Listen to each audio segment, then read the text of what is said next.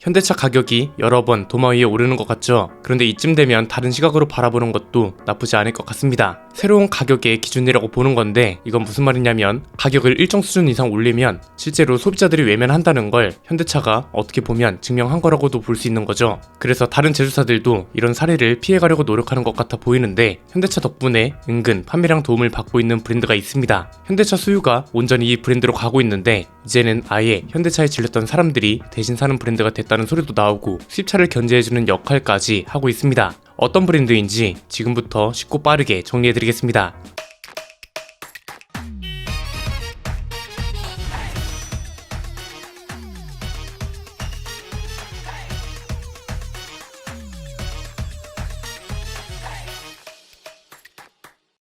오늘 이야기할 브랜드는 기아입니다. 사실 저도 최근에 관심도가 조금 떨어져 있다가 얼마 전에 셀토스 이야기를 하면서 의외인 부분이 꽤 많다는 걸 알게 됐습니다. 현대차는 비싼데 기아는 저렴한 그런 차들이 셀토스 말고도 꽤 많더라고요. 사실 현대기아차를 싫어하는 분들은 이런 분석도 마음에 안 들 수 있습니다. 항상 나오는 말이 있잖아요. 어차피 똑같은 집안인데 누가 이기는지 뭐가 중요하냐 이런 거예요. 그런데 그렇게 따지면 그룹사 내에 있는 차는 다 똑같은 차인가요? K5를 보고 소나타라 부르는 사람 아무도 없고 포르쉐를 폭스바겐이라 하지 않고 렉서스를 토요타라 하지 않습니다. 대중 브랜드 중에선 뷰익을 보고 쉐보레를 하지 않잖아요. 사실 그룹사는 같더라도 브랜드 자체를 온전히 다르게 보는 시각이 굉장히 중요합니다. 이게 소비자들 성향 파악이나 성공 전략을 분석하는 데에 굉장히 큰 도움이 되거든요. 예컨대 기아의 상대적으로 저렴한 전략이 통하고 있다. 그러면 이걸 강조해서 다른 브랜드 차들도 저렴하게 나올 수 있도록 목소리를 내야 하는데 같은 그룹사라고 현대차랑 뭉뚱그려 이야기를 하면 제대로 분석이 안 된다는 거죠. 그런 점에서 오늘은 특히 냉정하게 봐주셨으면 하고요. 아마 가격이나 디자인, 상품성 같은 걸 따졌을 때 기아가 좀 더 나은 상황이라는 생각이 조금은 드실 겁니다. 판매량부터 볼까요? 이 통계 자료가 꽤 재밌습니다. 작년에는 기아가 54만 181대로 현대차를 가볍게 이겼습니다. 이게 올해 들어서 다시 역전됐거든요. 전체 판매량만 보면 역시 기아가 현대차는 안 되는구나 이런 생각이 들 수 있는데 모델별 판매량을 보면 또 다른 해석이 나옵니다. 이게 올해 1월부터 5월까지 누적된 판매량인데 어떤가요? 상위 5위권으로 좁혀서 보면 그랜저만 좀 압도적일 뿐이지 나머지 3, 4, 5위는 기아가 싹쓸이 했죠. 10위권까지 범위를 넓혀봐도 마찬가지입니다. 1위부터 10위까지는 현대차는 그랜저랑 포터 뿐이지 나머지 순위는 죄다 기아가 차지하고 있습니다. 여기서 알 수 있는 건 뭔가요? 현대차는 사실상 그랜저랑 포터가 없으면 기아한테 게임이 안 된다는 거죠. 여기서 짚어볼 포인트가 많아지는 건데 현대차에 질려서 기아로 넘어가는 사람이나 수입차 가격을 기대했다가 실망하고 국산차를 알아보던 중에 기아 가격이 더 낫다고 판단하고 가는 사람도 이제는 꽤 많아졌다고 볼 수 있는 건데 디자인은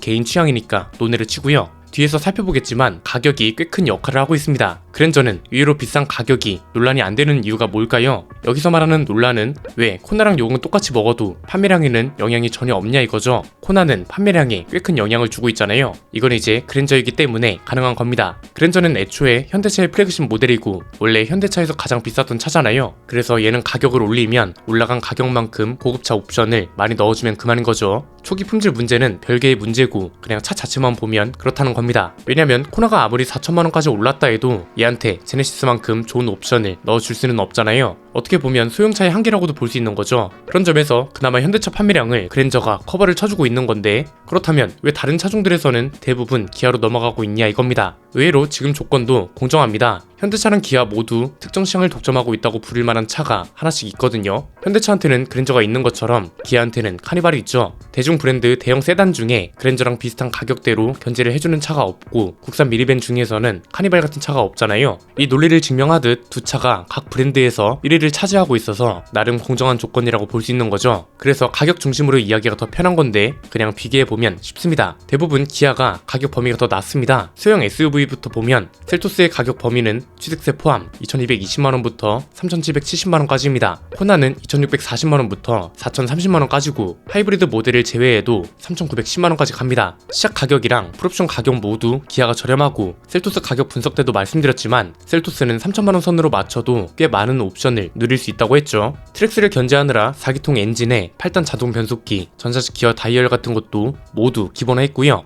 이러니까 판매량을 봐도 사람들이 코나는 아예 논외로 쳐버리고 셀토스랑 트랙스 사이에서 고민을 하다가 본인한테 맞는 차로 가고 있다는 게 보이잖아요. 다른 차종들도 비슷합니다. 소렌토 가격 범위가 3,200만원부터 5,420만원입니다. 산타페는 3,425만원부터 5,325만원이고 풀옵션 가격은 소렌토가 95만원 정도 높은데 여기엔 함정이 있습니다. 산타페가 지금 50만원 기본 할인이 적용되고 있어서 그렇습니다. 또 하나 큰 차이가 있는 게 현행 소렌토는 풀체인지 모델이고요. 산타페는 페이스리프트 모델이라는 것도 감안하면 산타페가 훨씬 비싸게 느껴지는 게 사실입니다. 이 가격 차이는 대형 세단으로 넘어오면 더욱 두드러집니다. 그랜저 가격 범위가 꽤 놀라운데요. 4,030만원부터 6,100만원까지 올라갑니다. 그런데 출시 때부터 꽤 평가가 좋은 K8은 3,560만원부터 5,550만원입니다. 셀토스 살 돈으로 충분히 살 수 있는 거죠. 그랜저라는 특수성을 제외하면 현대차가 가격이나 상품성에서 꽤 밀리고 있다는 건데 여기서 알 수 있는 사실은 간단합니다. 크게 세 가지인데요. 첫 번째는 수입차 지주사들이 현대차 가격만 보고 들어왔다가 낭패를 보는 일이 꽤 많아지고 있다는 겁니다. 왜냐하면 기아가 있다는 걸 간과하거든요. 저는 이 사례를 만든 대표적인 차가 최근에 출시된 크라운이라고 봅니다. 크라운 가격 범위가 정해졌죠. 취득세 포함 6,080만원부터 7,000만원 선으로 정해졌는데 원래는 출시 전까지만 해도 가성비 수입차가 될 거라는 전망이 엄청나게 많았습니다. 왜냐하면 여기서 다들 비교를 했던 게 그랜저였거든요. 그랜저가 아무리 국산차라 해도 하이브리드 모델 풀옵션 가격이 6,100만원까지 간 거잖아요. 그래서 크라운도 나름 토요타의 플래그십 세단 브랜드 중 하나고 옵션만 적절히 넣어준 다음에 실구매 가격이 5,500에서 5,800만원 선만 돼도 판매량이 꽤 나올 거라고 다들 예측을 했던 거죠. 그런데 최근에 현대차가 가격으로 너무 주목을 받으니까 살짝 안일해졌던 것 같습니다.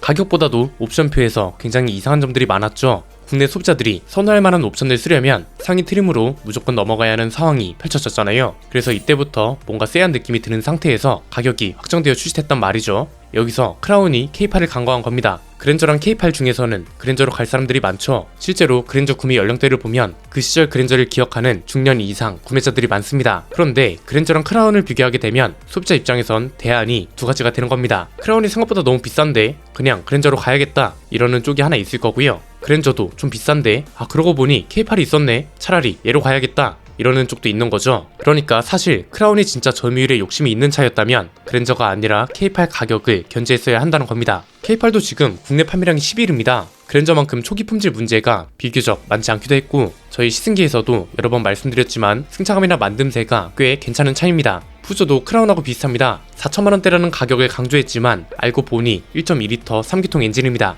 여기에 옵션표도 보면 크라운이랑 비슷한 맥락으로 이상하고요. 심지어 엔진 출력도 이게 뭐지 싶습니다. 얘도 이제 CUV라고 해서 크라운처럼 크로스오버 세단 느낌으로 그랜저를 저격했는데 그랜저 대신 크라운이나 푸조를 사는 사람보다 K8로 넘어가는 사람들이 훨씬 많지 않겠어요? 꽤 많은 수입 대중 브랜드 회사들이 이걸 간과하고 있다는 거죠. 현대차 대신 살 수 있는 기아가 있고 실제로 판매량도 압도적으로 나오는 브랜드인데 이걸 생각하지 않고 현대차만 저격했다가 기아 때문에 낭패를 보고 있는 일이 생기고 있다는 겁니다. 두 번째는 국산차도 마찬가지입니다. 국산차도 현대차보다 기아를 저격하는 게 더 도움되는 일일 수도 있습니다. 지금 딱 걱정이 되는 브랜드가 르노코리아입니다. 르노코리아가 내년에 중형 하이브리드 SUV를 출시할 거잖아요. 이게 소렌토를 경쟁 상대로 삼아야 하는데 산타페를 저격해버리면 골치 아파지는 겁니다. 왜냐면 소렌토는 이번에 페이스리프트가 되는 거고 산타페는 풀체인지가 되는 거잖아요. 당연히 산타페가 가격이 훨씬 비싸질 거고 이미 6천만원대가 될 거라는 소리도 나오고 있습니다. 실제로 그럴 가능성이 높죠. 벌써 실내 디자인은 그랜저급이라고 하고 있고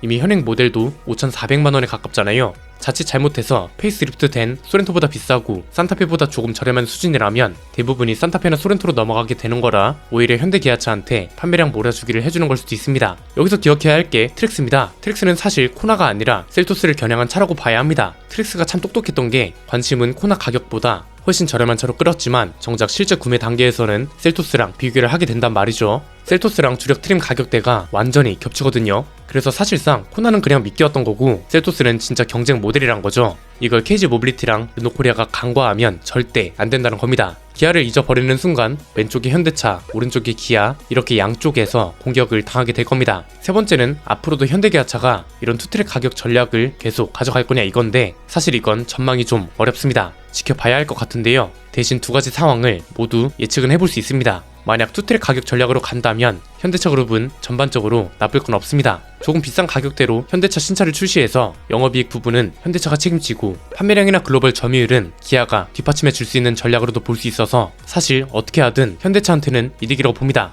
그런데 또 기아가 독점하고 있는 시장도 분명 존재한다는 걸 생각해야 합니다. 이 소리는 뭐냐면 기아도 그냥 마음 먹고 비싸게 출시해도 웬만한 차들이 잘 팔릴 거라는 거죠. 대표적인 게 카니발이 있고 앞으로는 픽업 트럭도 출시할 거라면서요. 가장 최악은 현대차로 가격 상승 여론을 쏠리게 한 다음에 기아도 슬쩍 가격을 올리는 건데 이것도 뭐 그리 쉬울 것 같진 않습니다. 트랙스를 시작으로 르셀 KG가 가격 견제를 할 거라는 방향이 어느 정도 잡힌 상태라서 이건 진짜 상황을 지켜보는 방법밖에는 없지 않을까 싶네요. 오늘 내용은 여기까지입니다. 내용이 유익하셨다면 구독과 좋아요 알림 설정 부탁드립니다. 지금까지 저는 안피디였습니다. 감사합니다.